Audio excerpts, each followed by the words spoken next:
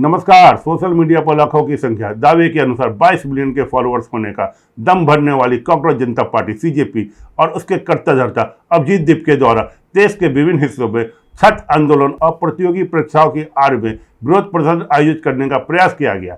दिल्ली के जंतर मंतर से शुरू हुआ यह सिलसिला पूना होते होते उत्तर प्रदेश की राजधानी लखनऊ तक पहुंच गया, परंतु सोशल मीडिया का यह भ्रामक हुजूम वास्तविक धरातल पर उतरते ही पूरी तरह से बिखर गया। इन प्रदर्शनों में छात्रों के वास्तविक मुद्दों से ज्यादा देश विरोधी ताकतों का एजेंडा, राजनीतिक महत्वाकांक्षाएं और कानूनी व्यवस्था का डर हावी दिखाई दिया। संगठन द्वारा अलग अलग शहरों में अपनी ताकत दिखाने की कोशिश की गई, लेकिन हर जगह की जमीनी हकीकत कुछ और ही बयां करती है। दिल्ली देश की राजधानी होने के कारण यह जंतर मंतर पर आयोजित प्रदर्शन का मीडिया और सोशल मीडिया में थोड़ा बहुत अटेंशन तो जरूर मिला, परंतु इन प्रदर्शन की वास्तविक स्थिति यह थी कि यहाँ आंदोलनकारियों से कहीं अधिक संख्या में दिल्ली पुलिस, सीआईएसएफ के जवान और मीडिया कर्मी मौजूद थे।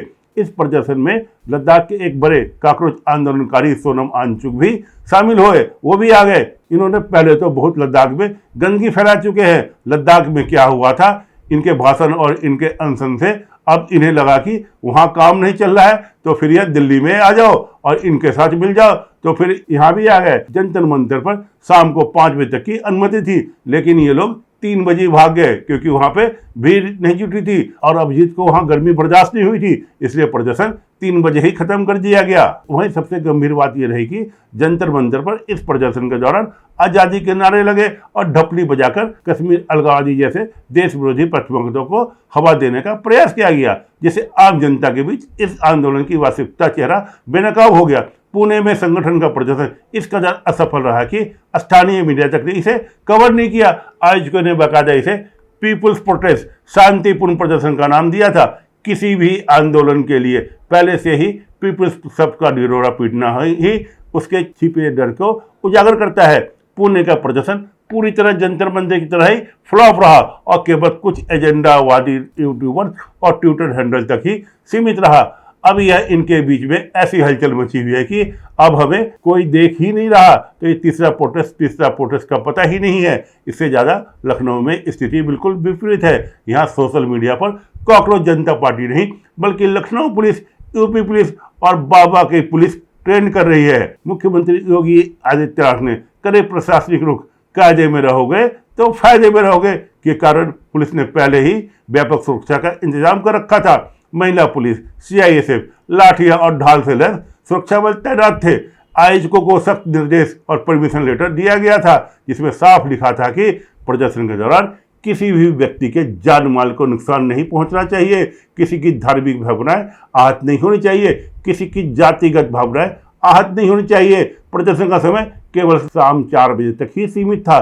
प्रशासनिक मुस्तैदी का आलम यह था कि उपद्रव की आशंका में प्रमुख चेहरे को पहले ही हिरासत में लेकर समझा दिया गया था कि अगर कुछ करोगे तो बाबा की पुलिस तुम्हें छोड़ेगी नहीं, जिससे लखनऊ का प्रदर्शन भी बेहद फीका और डर के साये में सिमटा हुआ नजर आया। इस पूरे आंदोलन में कोचिंग संस्थाओं और उनके शिक्षकों के शामिल होने पर भी गंभीर सवाल उठाए जा रहे हैं। आजकल कई बड़े कोचिंग सेंटर किसी न किसी राजनीतिक विचारधारा या पार्टी का पल्लू पकड़कर बैठ गए हैं। एग्जामर वेबसाइट के संचालक और शिक्षक विवेक कुमार इस प्रदर्शन में शामिल होने वाले थे। लखनऊ पुलिस ने उन्हें सुबह सुबह ही डिटेन कर लिया, हिरासत में ले लिया।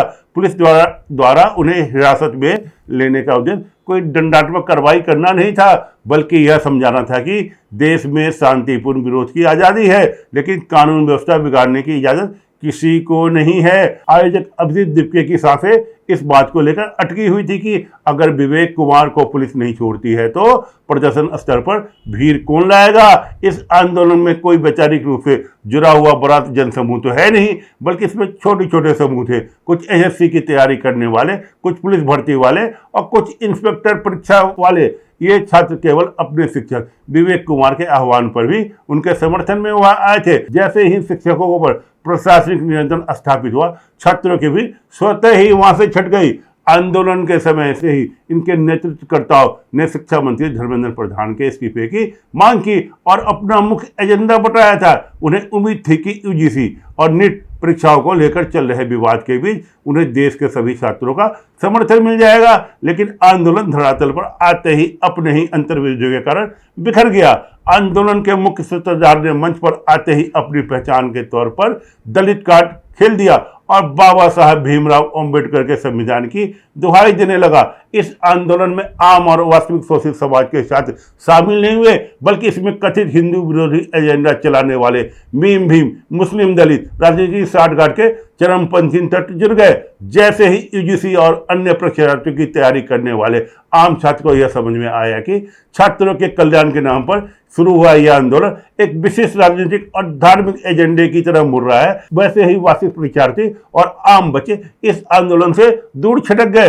परिणाम यह हुआ कि आंदोलन की आधी भी पहले ही समाप्त हो गई। इस आंदोलन के पीछे काम कर रहे चेहरे और उनके बीच के स्रोतों को लेकर भी सनसनीखेज दावे किए गए हैं। इस पूरे तंत्र को भारत विरोधी ताकतों द्वारा संचालित बताया गया है। आंदोलन से जुड़े कथित पत्रकारों और एक्टिविस्टों जैसे सौरभ दास को सीधे तौर पर जॉर्ज सोरोस की ओपन सोसाइटी फाउंडेशन में से पोषित बताया गया है। यह संस्था वैश्विक स्तर पर सरकार और अस्थिर करने वाले आंतरिक अशांति फैलाने के आरोप में घिरी रहती है। इस संगठन को परोक्ष रूप से योगेंद्र यादव, प्रशांत भूषण जैसे पुराने चेहरों का समर्थन प्राप्त है। इन सभी नेताओं का संबंध कहीं न कहीं ओपन सोसाइटी और फोर्ड फाउंडेशन जैसी संस्थाओं से रहा है, जहां से घूम फिर कर भारत में अशांति फैलाने के लिए पैसा आता है। यह वही डपली गैंग है जो पूर्व में जवाहरलाल नेहरू विश्वविद्यालय में सक्रिय था, जहां दंगा निरोधक दस्तों द्वारा की गई कड़ी कराई के बाद उपद्रवियों पर लगाम कसी गई थी। संगठन द्वारा आगामी 20 तारीख को भारत बंद का आह्वान किया गया है। इस बंद की तार्किक और नैतिकता पर गहरे सवाल खड़े हो गए। आयोजकों का दावा है कि हम एक गैर राजनीतिक और छात्र संगठन है, जबकि जमीनी हकीकत किसी भी भारत बंद को सफल कराने के लिए एक कड़े वैचारिक राजनीतिक कैडर, जमीनी आधार और देशव्यापी नेटवर्क की आवश्यकता होती है, जो इस संगठन के पास बिल्कुल नहीं है। ये जंतर मंतर की एक छोटी सी सड़क तक को नहीं भर पाए। 21 तारीख को नीट की महत्वपूर्ण परीक्षा निर्धारित है। आयोजक ठीक एक दिन पहले यानी 20 तारीख को भारत बंद बुला रहे हैं। यदि 20 तारीख को देश में कहीं भी हिंसा या अशांति फैलती है तो अगले दिन परीक्षा देने वाले लाखों छात्रों का भविष्य दांव पर लग जाएगा। यह विरोधाभास साबित करता है कि इन तथाकथित छात्र नेताओं को छात्रों के भविष्य की परीक्षाओं की शुचिता से कोई लेना देना नहीं है। यह संगठन पूरी तरह से आम आदमी पार्टी के पिट्ठू के रूप में काम कर रहा है और केवल अपने राजनीतिक आकाओं को खुश करने के लिए देश का माहौल खराब करना चाहता है। आंदोलनकारियों द्वारा शिक्षा मंत्री धर्मेंद्र प्रधान के इस्तीफे की मांग को पूरी तरह से और राजनीतिक रूप से प्रेरित है। नीट और पेपर लीक मामले में सरकार हाथ पर हाथ धरे नहीं बैठी हुई है। मामले की गंभीरता को देखते हुए उच्च स्तरीय कमेटी गठित की गई है। सीबीआई जांच चल रही है। बड़े पैमाने पर अधिकारियों के तबादले किए गए हैं और दोषियों को गिरफ्तारी हो रही है।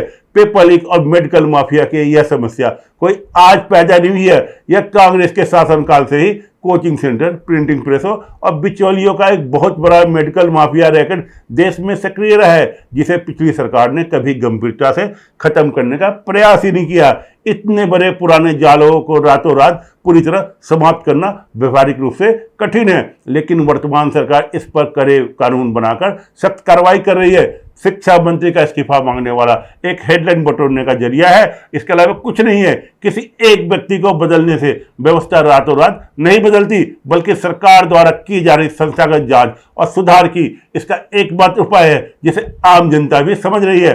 कांग्रेस जनता पार्टी और अभिजीत दीपके इस समय एक अजीब असमंजस कैच 22 की स्थिति में फंसा हुआ है। वे न तो निगल पा रहा है और न ही उगल पा रहा है। कहने को ये तो लोग महात्मा गांधी के नाम की माला जपते हैं, लेकिन मन ही मन इनका मानना है कि जब तक प्रदर्शन में लाठी डंडे नहीं चलेंगे, आगजनी नहीं होगी और पुलिस लाठीचार्ज नहीं करेगी, तब तक उन्हें मीडिया में सुर्खियां और राजनीतिक माइलेज नहीं मिलेगा। परंतु दिल्ली, पुणे और विशेषकर उत्तर प्रदेश में दंगा निरोधी दस्ते, अर्धसैनिक बल और स्थानीय पुलिस की भारी मुस्तैदी ने इनके मंसूबों पर पानी फेर दिया।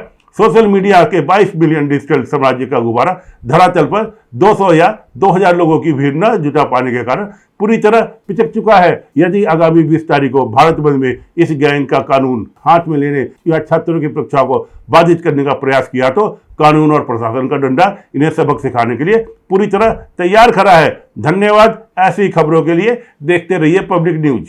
ताज़ा खबरों से जुड़े रहने के लिए हमारे चैनल को सब्सक्राइब करें और बेल आइकन को दबाना ना भूलें ताकि हर खबर की नोटिफिकेशन आपको मिलती रहे।